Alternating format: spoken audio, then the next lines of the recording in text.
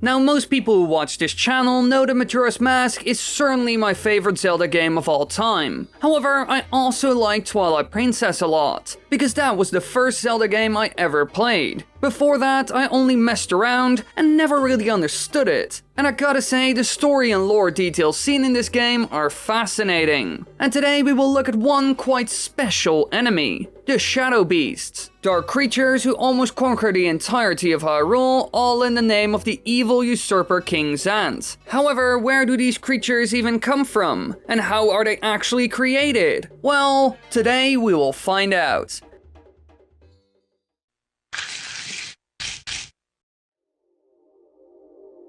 The Shadow Beasts, enemies of the Hyrule Kingdom, dark gladiators of Zant, bringers of doom and death. These creatures are a staple of the Legend of Zelda Twilight Princess and were seen every time Zant attacked. These beings are members of the Twilight race, who were corrupted by the darkness brought forth by the usurper Twilight King Zant. And now they serve as Zant's main attack force during the invasion of Hyrule, and he even uses the monsters to search for Midna, the former queen of the Twilight Realm. They are black, tentacled beings whose bodies are covered in a strange twilight pattern, and possess a mask similar in appearance to a shield, concealing their faces. They are able to travel to Hyrule by using twilight portals which are created by Zant, and they normally attack in groups of 3 to 5. Now, unlike the normal Twilight seen in the game, Shadow Beasts are able to exist in the light world, which is normally not really possible. For example, we see this during the battle on the bridge of Eldin, or when you encounter them at the top of the Arbiter's grounds. Now, it might be that they're able to do this because they are protected by Zant's power, as Zant himself is also able to exist in the light world. But there's also another option.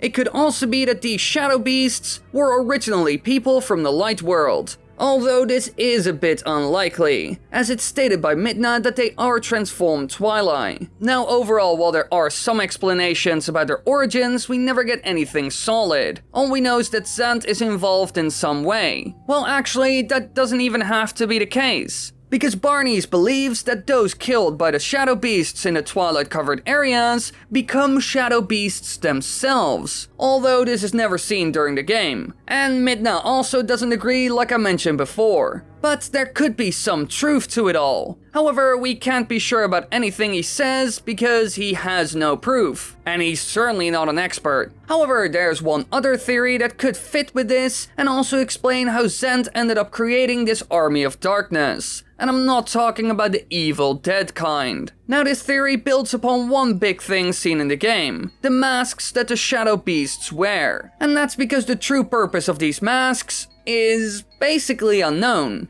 At the end of the day, we don't know what they are. A lot of people think they are common Twilight helmets, because Midna, at first, uses the Ordon shield Link finds by wearing it on her face. However, personally, I don't believe that's completely true. I think there's more to it than most people think. Like I said, the method by which Shadow Beasts are created is only lightly alluded to and is never shown, leaving the exact process a complete mystery, to be honest. However, I think it's possible that the things they wear may have something to do with their transformation, because what some people call a shield, others call a mask, one that could have some interesting and quite dark powers. And there's one big reason why I think that could be the case. And it's actually seen in the game itself, so every player has seen this before. Well, if they played the game at least. We see it when Link visits the Twilight Realm for the very first time. There are multiple docile Shadow Beasts standing around, and when Link regains the souls, they revert to Twilight. Upon doing so, however, no Twilight is ever seen wearing a mask, except for Zant. So, does this mask play a role in all of this? Well, clearly it seems to be the case. When they turn back to normal, their mask is completely gone. And to be honest, it's weird that that happens. Now, when you look into the powers and past of the Twilight people, then it starts to make even more sense. The thing I'm talking about is of course the mighty Fuse Shadow, which is a physical manifestation of extremely powerful shadow magic created by an ancient race. And this group is known only as the Interlopers. Now in the end, this evil group was defeated and they became the Twilight when they ended up in the Twilight Realm, because they were banished there by the gods, and the powerful mask was sealed away by the light spirits. Now, while the fused shadow must be made whole again in order to unleash its full power, its pieces appear to hold a significant amount of power on their own, as they can curse individuals and transform them into extremely powerful monsters. And the only being shown to be capable of wielding its power without being cursed is the Twilight Princess, a descendant of the interlopers and the true ruler of the Twilight Realm. Now, a bunch of other mighty beings seen in The Legend of Zelda Twilight Princess were completely consumed by it. A good example is Darbus. He led a mining expedition through the Goron mines and laid his hands upon the fused shadow, transforming him into Pyrus. The 4 Goron elders then did their best to seal Pyrus away in the Goron mines, and only Link was able to free him after he defeated the beast in battle. And stuff like this was seen in every dungeon where you had to pick up a fused shadow piece.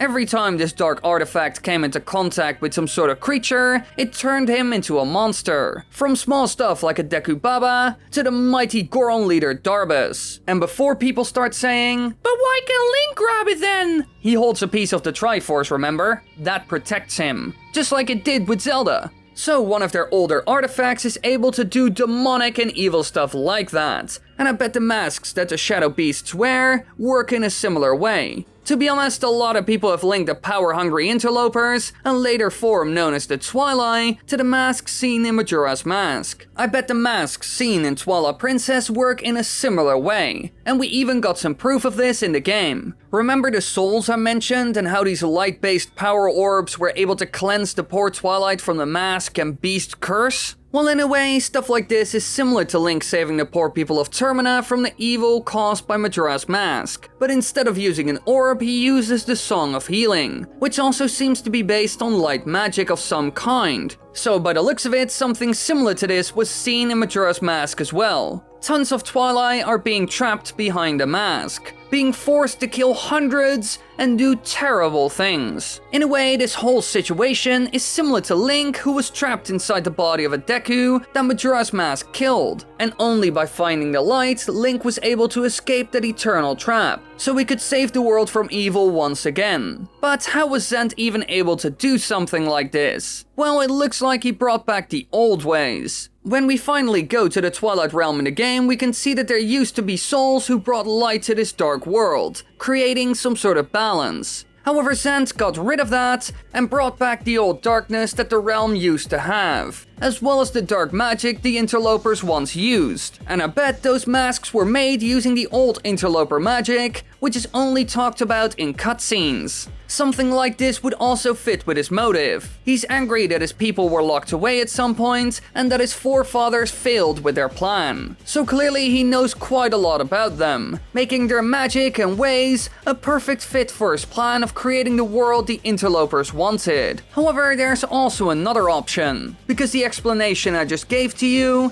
isn't completely watertight. It's not entirely clear if the mask has anything to do with it, because only a small group of Twilight are shown, and it could still be that the masks serve as some sort of face shield, and don't serve any purpose as a mask that curses them and traps these poor Twilight in this state. So it doesn't really work completely, to be honest. Luckily enough, we have another possibility we can look into. In Twilight Princess, we only see the Twilight Realm after Zant has taken over, and all the souls were removed. But weirdly enough, the Twilight returned to normal after being exposed to the souls once again. And thanks to this, I started to think that the Shadow Beast is actually their true form. In many games, we have seen what happens to individuals who enter different worlds that aren't protected by the Triforce or some other form of holy light. In some instances, there was even evil magic present. In general, great examples are the Sacred Realm in A Link to the Past and Lorule from A Link Between Worlds. In both these places, there was nothing to protect the people, and so they were either killed or even transformed into monsters themselves. And after seeing the effects of the souls on the Twilight,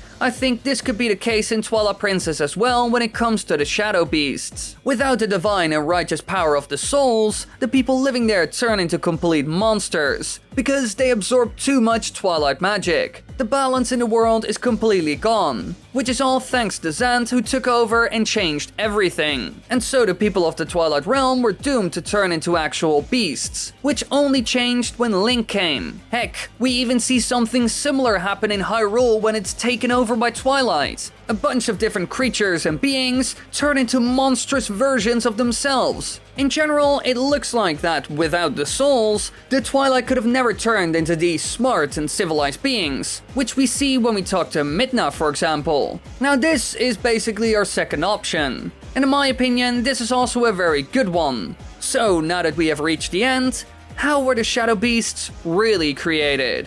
Well, dark magic of some sort is certainly to blame as far as I could find. And in the end, you can decide which explanation is a better fit. The masks being the problem, or the disappearance of the mighty souls. Let me know in the comments what you think, be sure to leave a like because it really helps, and don't forget to subscribe.